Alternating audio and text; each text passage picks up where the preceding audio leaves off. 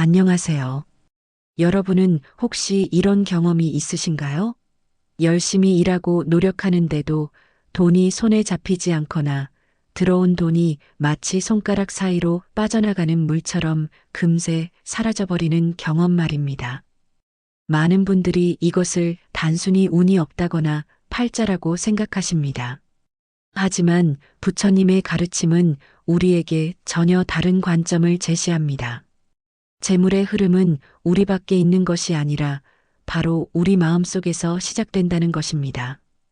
2500년 전 부처님께서는 이미 이렇게 말씀하셨습니다. 모든 법은 마음이 지어낸 것이다. 마음이 모든 것의 주인이요. 마음이 모든 것을 만들어낸다. 오늘 이 시간 우리는 부처님의 깊은 지혜를 통해 재물과 복의 흐름을 막고 있는 8가지 마음의 장애물을 살펴보고 그것을 어떻게 넘어설 수 있는지 함께 알아보겠습니다. 이것은 단순한 이론이 아니라 지금 이 순간부터 여러분의 삶에 적용할 수 있는 실천적 가르침입니다. 그럼 지금부터 시작하겠습니다. 우리는 돈이 많으면 행복할 것이라고 생각합니다. 하지만 정말 그럴까요? 주변을 둘러보십시오. 돈이 많아도 불안해하고 더 많은 것을 갈구하며 끊임없이 남과 비교하며 괴로워하는 사람들을 얼마나 많이 보십니까? 부처님께서는 중화암경에서 이렇게 말씀하셨습니다. 탐욕이 있는 곳에 만족은 없고 만족이 없는 곳에 평화도 없다. 탐욕은 마치 바닷물과 같아서 마시면 마실수록 더 갈증이 난다. 이 말씀의 의미는 명확합니다. 탐욕으로 얻은 재물은 결코 우리를 채워주지 못한다는 것입니다. 더 심각한 것은 탐욕 자체가 재물의 흐름을 막는 거대한 장애물이 된다는 사실입니다. 왜 그럴까요? 탐욕은 우리의 마음을 경직시킵니다. 움켜쥐려고만 하는 손에는 새로운 것이 들어올 공간이 없습니다. 부처님께서는 법구경에서 이렇게 가르치셨습니다. 적은 것으로 만족할 줄 아는 사람은 땅 위에 누워도 편안하고 만족할 줄 모르는 사람은 천상의 궁전에 있어도 편안하지 못하다. 그렇다면 우리는 어떻게 해야 할까요? 탐욕을 버리라는 것이 아무것도 바라지 말라는 뜻은 아닙니다. 부처님께서는 증이라 함경에서 이렇게 말씀하셨습니다. 지금 가진 것에 먼저 감사하라. 감사는 탐욕을 녹이는 유일한 불이다. 오늘 저녁 잠들기 전에 한 가지만 해보십시오. 지금 여러분이 가진 것 중 3가지를 떠올리고 진심으로 감사해 보는 것입니다. 작은 것이어도 괜찮습니다. 따뜻한 물이 나오는 수도꼭지, 오늘 먹은 밥 한 끼, 여러분을 걱정해주는 단 한 사람이라도 말입니다. 이 작은 실천이 여러분 마음속 탐욕의 벽을 조금씩 허물기 시작할 것입니다. 그리고 그 틈으로 복과 재물이 자연스럽게 흘러들어오게 됩니다. 많은 사람들이 돈이 들어오지 않는다고 걱정합니다. 하지만 부처님의 관점에서 보면 더 큰 문제는 들어온 돈을 어떻게 쓰느냐입니다. 선생경에서 부처님께서는 이렇게 말씀하셨습니다. 재물을 얻는 것보다 중요한 것은 재물을 쓰는 마음이다. 마음 없이 쓴 재물은 구멍 뚫린 항아리에 부은 물과 같아서 아무리 채워도 차지 않는다. 우리는 하루에도 수십 번 돈을 씁니다. 커피 한 잔, 교통비, 식비, 각종 공과금까지. 그런데 그 순간순간 우리는 어떤 마음으로 돈을 쓰고 있습니까? 대부분 무의식적으로 혹은 아까운 마음으로, 때로는 허영심으로 돈을 씁니다. 부처님께서는 자바암경에서 이렇게 가르치셨습니다. 보시할 때 기쁜 마음으로 하고 보시하는 중에도 기쁜 마음이며 보시한 후에도 기쁜 마음이어야 한다. 이것이 삼륜청정의 보시이다. 이 말씀을 현대적으로 해석하면 이렇습니다. 돈을 쓸 때 감사하는 마음으로 써야 한다는 것입니다. 아침 출근길에 마시는 커피 한 잔을 살 때도 이 커피를 재배한 농부님, 배달해준 분들, 만들어준 분께 감사합니다라고 마음속으로 감사하십시오. 부처님께서는 대반열반경에서 이렇게 말씀하셨습니다. 감사하는 마음으로 쓴 재물은 씨앗이 되어 다시 돌아온다. 그러나 원망하는 마음으로 쓴 재물은 악업이 되어 재물의 길을 막는다. 실천 방법은 간단합니다. 오늘부터 돈을 쓸 때마다 잠깐이라도 멈추고 이렇게 말해 보십시오. 이 지출이 좋은 인연이 되게 해 주십시오. 감사합니다. 신기하게도 이렇게 의식적으로 돈을 쓰기 시작하면 불필요한 지출이 줄어들고 정작 필요한 곳에는 돈이 자연스럽게 흘러가게 됩니다. 이것이 바로 부처님께서 말씀하신 재물의 선순환입니다. 여러분은 하루에 몇 번이나 불평하십니까? 오늘도 피곤해. 월급이 너무 적어. 왜 내 인생은 이 모양일까? 다른 사람들은 다 잘 사는데 나만 이래. 이런 생각들이 하루에도 몇십 번씩 우리 머릿속을 스쳐 지나갑니다. 부처님께서는 법구경에서 이렇게 경고하셨습니다. 입으로 내뱉은 불평의 말은 독화살과 같아서 자신의 복을 먼저 해친다. 불평하는 자의 창고에는 복이 쌓이지 않는다. 이것은 단순한 도덕적 교훈이 아닙니다. 실제로 우리의 말과 생각은 현실을 만들어냅니다. 부처님께서는 화엄경에서 이렇게 설하셨습니다. 마음이 화가로 온갖 세계를 그려낸다. 불평으로 가득 찬 마음은 가난의 그림을 그리고 감사로 가득 찬 마음은 풍요의 그림을 그린다. 흥미로운 실험이 있습니다. 하루 동안 모든 불평을 멈추고 대신 감사한 것을 말해 보십시오. 처음에는 매우 어렵습니다. 우리는 불평에 너무나 익숙해져 있기 때문입니다. 부처님께서는 중화암경에서 이렇게 말씀하셨습니다. 감사는 모든 선업의 뿌리이다. 감사할 줄 아는 사람은 하늘도 돕고 사람도 돕는다. 그렇다면 어떻게 실천할 수 있을까요? 부처님께서 권하신 방법이 있습니다. 증이라 함경에 나오는 가르침입니다. 아침에 눈을 뜨면 가장 먼저 5가지 감사를 세어라. 저녁에 잠들기 전에도 5가지 감사를 세어라. 이것을 한 달만 지속하면 그대의 입에서 불평이 사라지고 그대의 삶에 복이 들어오기 시작할 것이다. 오늘부터 시작해 보십시오. 아침에 눈 뜨자마자 5가지를 감사하는 것입니다. 오늘도 눈을 뜰 수 있어서 감사합니다. 잘 곳이 있어서 감사합니다. 이런 식으로 말입니다. 처음에는 어색하고 형식적으로 느껴질 수 있습니다. 하지만 계속하다 보면 여러분의 뇌가 불평 대신 감사를 찾도록 재프로그래밍 됩니다. 그리고 그 순간부터 재물의 문이 열리기 시작합니다. 질투만큼 우리의 마음을 도구로 채우는 것도 없습니다.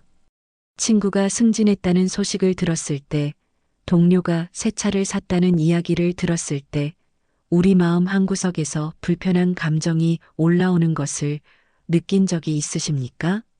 부처님께서는 법구경에서 이렇게 말씀하셨습니다. 질투는 마음속의 불이다. 이 불은 남을 태우는 것이 아니라 바로 자신을 먼저 태운다. 질투하는 자는 스스로 복을 불태우고 재물의 씨앗을 태운다. 왜 질투가 재물의 흐름을 막을까요? 질투는 결핍의 마음에서 나옵니다.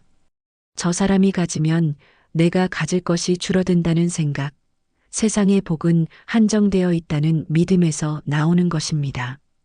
하지만 부처님의 가르침은 정반대입니다. 화엄경에서 부처님께서는 이렇게 설하셨습니다. 하나 속에 모든 것이 있고 모든 것 속에 하나가 있다. 한 사람의 복이 늘어나면 그것은 모든 사람의 복이 늘어나는 것이다. 복은 나누면 줄어드는 것이 아니라 나눌수록 늘어난다. 이것을 이해하면 질투가 얼마나 어리석은 것인지 알게 됩니다. 남의 성공을 질투하는 대신 기뻐한다면 어떻게 될까요? 부처님께서는 자바암경에서 이렇게 말씀하셨습니다. 남의 복을 보고 함께 기뻐하는 마음을 수의라고 한다. 수의하는 자는 그 복의 공덕을 함께 나누어 받는다. 놀랍지 않습니까? 남의 성공을 진심으로 축하하기만 해도 우리는 그 복을 나누어 받을 수 있다는 것입니다. 실천 방법은 이렇습니다. 누군가의 좋은 소식을 들었을 때 즉시 이렇게 말하십시오. 정말 축하합니다. 당신의 기쁨이 저에게도 기쁨이 됩니다. 그리고 마음속으로 이렇게 기도하십시오. 저 사람의 복이 더욱 커지기를 바랍니다. 그리고 저도 언젠가 그런 복을 받기를 기원합니다. 부처님께서는 대반열반경에서 이렇게 약속하셨습니다. 질투를 버리고 수의를 실천하는 자에게는 하늘과 땅이 함께 복을 내린다. 오늘부터 시작해 보십시오. 누군가의 성공 소식을 들을 때마다 질투 대신 진심 어린 축하를 해보는 것입니다. 그 순간 여러분 마음속에 독이 빠져나가고 그 자리에 복이 들어오기 시작할 것입니다. 내일 하지 뭐, 다음 주에 시작하면 되지. 이번 한 번만 쉬자.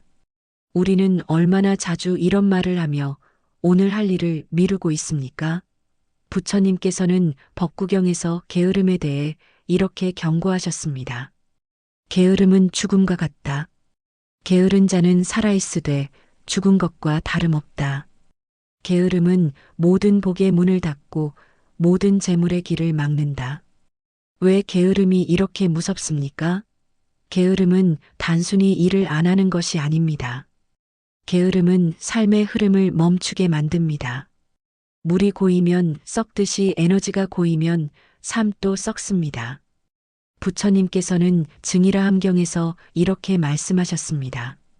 부지런한 자는 가난해도 결국 부자가 되고 게으른 자는 부자여도 결국 가난해진다. 부지런함은 모든 복의 어머니요.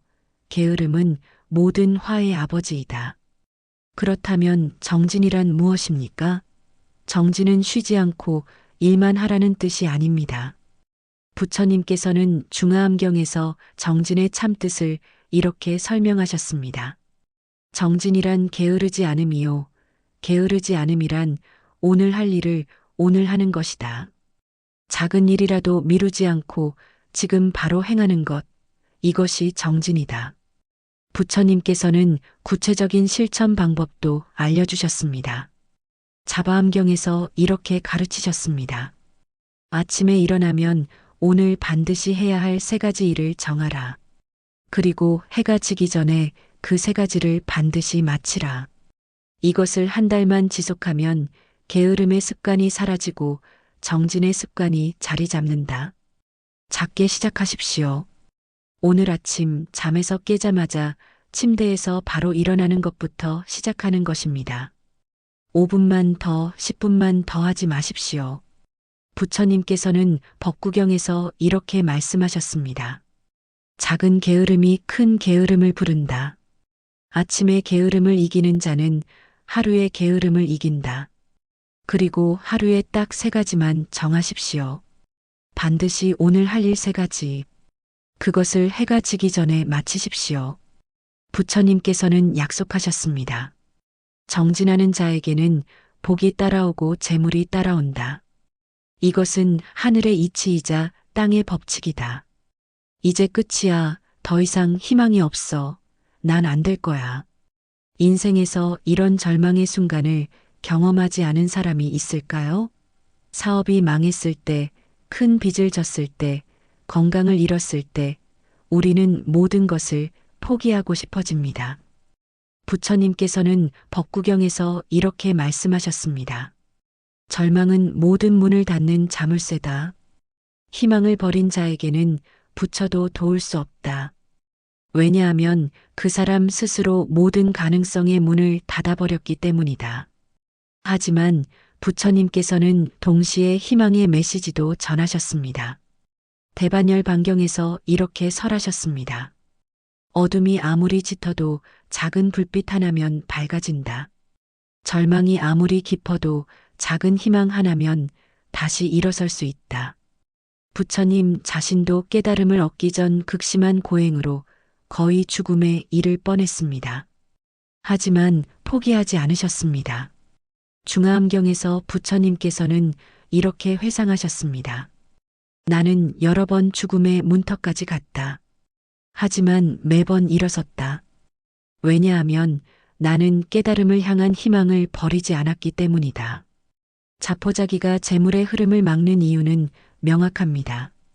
희망이 없으면 시도도 없고 시도가 없으면 변화도 없습니다. 부처님께서는 자바암경에서 이렇게 가르치셨습니다. 희망은 모든 행동의 씨앗이다. 희망이 있으면 작은 행동이라도 하게 되고 작은 행동이 모여 큰 변화를 만든다. 그렇다면 절망에서 어떻게 벗어날 수 있을까요? 부처님께서는 실천적인 방법을 알려주셨습니다. 증이라 함경에서 이렇게 말씀하셨습니다. 절망에 빠졌을 때는 과거의 성공을 떠올려라. 아무리 작은 성공이라도 좋다. 그것이 다시 일어설 수 있다는 증거가 된다. 지금 절망 속에 계신 분이 있다면 이것을 시도해 보십시오. 과거에 여러분이 어려움을 극복했던 경험을 하나만 떠올려 보는 것입니다. 아무리 작은 것이라도 괜찮습니다. 그리고 이렇게 말해 보십시오. 그때도 이겨냈으니 지금도 이겨낼 수 있다. 부처님께서는 법구경에서 약속하셨습니다. 희망을 다시 품는 자에게는 복이 돌아오고 재물이 돌아온다. 왜냐하면 희망이 있는 곳에 기회가 생기기 때문이다. 여러분은 다른 사람의 물건을 어떻게 대하십니까? 친구에게 빌린 책, 회사의 비품, 공공장소의 물건들. 이것들을 대하는 태도가 실은 여러분의 재물운과 직결되어 있다는 것을 아십니까? 부처님께서는 선생경에서 이렇게 말씀하셨습니다. 남의 재물을 함부로 대하는 자는 자신의 재물도 함부로 대하게 된다. 남의 복을 존중하지 않는 자는 자신의 복도 잃는다. 이것은 단순한 도덕적 교훈이 아닙니다. 우리가 남의 물건을 대하는 태도는 우리 무의식 속에 재물에 대한 인식을 심어줍니다. 부처님께서는 중화암경에서 이렇게 설명하셨습니다.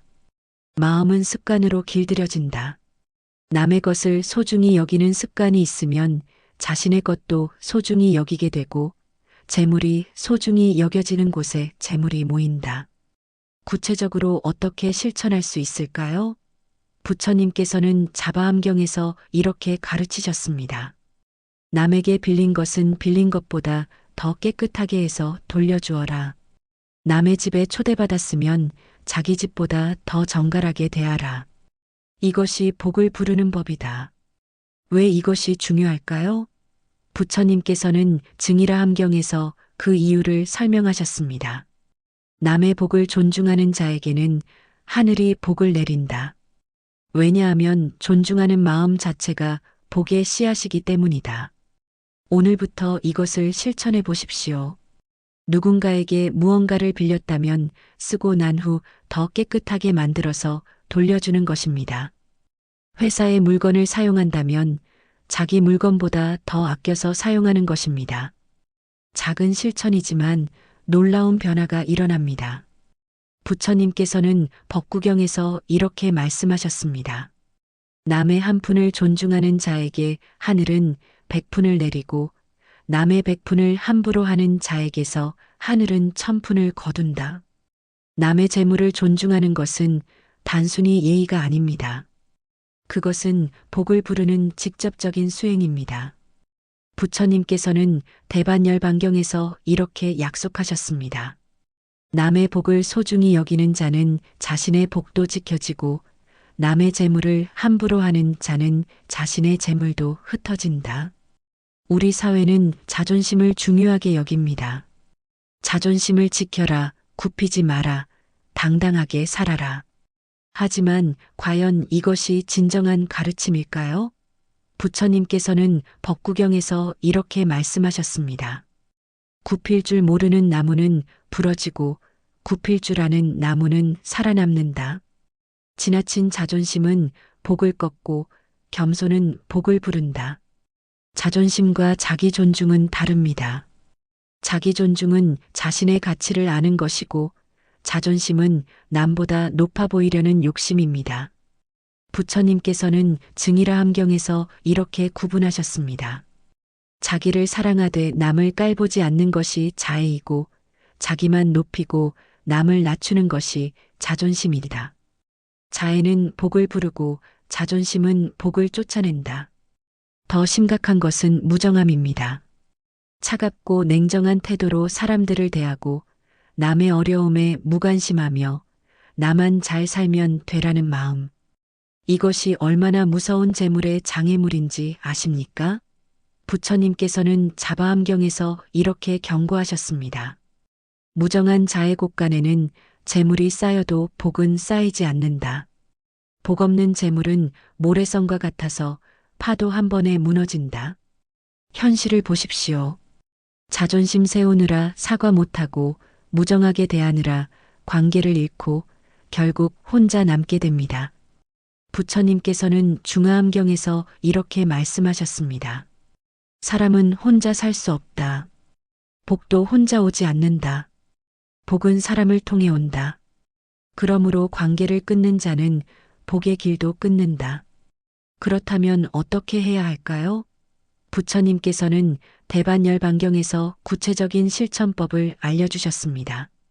매일 한 사람에게 먼저 미소 지어라. 매일 한 사람에게 따뜻한 말을 건네라. 매일 한 사람에게 작은 도움을 주어라. 이것이 쌓이면 복이 된다. 작은 양보부터 시작하십시오. 엘리베이터에서 먼저 양보하기, 차를 운전할 때 끼어드는 차에 양보하기, 대화할 때 상대방 말을 끝까지 듣기. 부처님께서는 선생경에서 이렇게 약속하셨습니다. 작은 양보는 큰 복을 부른다. 한 걸음 물러서는 자에게 하늘은 10걸음 앞으로 나아갈 길을 연다. 무정함을 녹이는 가장 좋은 방법은 매일 한 명에게 진심 어린 관심을 보이는 것입니다. 가족에게 오늘 힘든 일 없었어? 라고 물어보기, 동료에게 커피 한 잔 사줄까? 라고 제안하기, 경비원에게 오늘도 고생 많으세요 라고 인사하기. 부처님께서는 법구경에서 이렇게 말씀하셨습니다. 따뜻한 말 한마디가 천냥의 복을 부르고 차가운 말 한마디가 만냥의 복을 쫓아낸다. 자존심과 무정함을 내려놓는 것은 약해지는 것이 아닙니다. 오히려 진정으로 강해지는 것입니다. 부처님께서는 증이라 함경에서 이렇게 가르치셨습니다. 굽힐 줄 아는 자가 진정 강한 자이고 따뜻한 자가 진정 부유한 자이다. 왜냐하면 그에게는 사람이 모이고 사람이 모이는 곳에 복이 모이기 때문이다. 여러분, 오늘 우리는 부처님의 가르침을 통해 재물과 복의 흐름을 막는 8가지 마음의 장애물을 살펴보았습니다. 탐욕, 무감사한 소비, 불평, 질투, 게으름, 자포자기, 남의 복을 존중하지 않는 마음, 그리고 자존심과 무정함. 이것들은 모두 우리밖에 아니라 우리 안에 있는 것들입니다. 부처님께서는 법구경에서 이렇게 말씀하셨습니다. 자신이야말로 자신의 주인이다. 자신이야말로 자신의 귀처이다. 그러므로 자신을 잘 다스려라. 중요한 것은 모든 것을 한꺼번에 바꾸려 하지 않는 것입니다. 부처님께서는 중화함경에서 이렇게 조언하셨습니다. 천리길도 한 걸음부터 시작된다. 작은 선업이 쌓여 큰 복이 되고 작은 변화가 모여 삶의 전환이 된다. 오늘부터 딱 하나만 실천해 보십시오. 8가지 중에서 여러분에게 가장 필요하다고 느껴지는 것 하나만. 탐욕이 심하다고 느끼면 매일 밤 감사 3가지를 세는 것부터, 불평이 많다면 하루에 불평 1번 줄이기부터, 게으름이 문제라면 아침에 바로 일어나기부터. 부처님께서는 자바함경에서 이렇게 약속하셨습니다. 작은 실천을 시작하는 순간 우주가 움직이기 시작한다. 마음이 바뀌면 업이 바뀌고 업이 바뀌면 운명이 바뀐다. 재물과 복은 우연히 오는 것이 아닙니다. 그것은 우리의 마음이 만들어낸 결과입니다. 탐욕을 비우고 감사하며 쓰고 불평 대신 감사하고 질투를 버리고 게으름을 끊고 희망을 놓지 않고 남의 복을 존중하고 겸손하고 따뜻하게 산다면 자연스럽게 재물과 복이 흘러들어옵니다. 부처님께서는 화엄경에서 이렇게 설하셨습니다. 마음이 청정하면 국토가 청정하다. 마음이 풍요로우면 삶이 풍요롭다. 오늘 이 순간부터 여러분의 마음을 바꿔보십시오. 작은 변화가 큰 기적을 만들 것입니다. 부처님의 가르침이 여러분의 삶에 풍요와 평화를 가져다 주기를 진심으로 기원합니다. 감사합니다.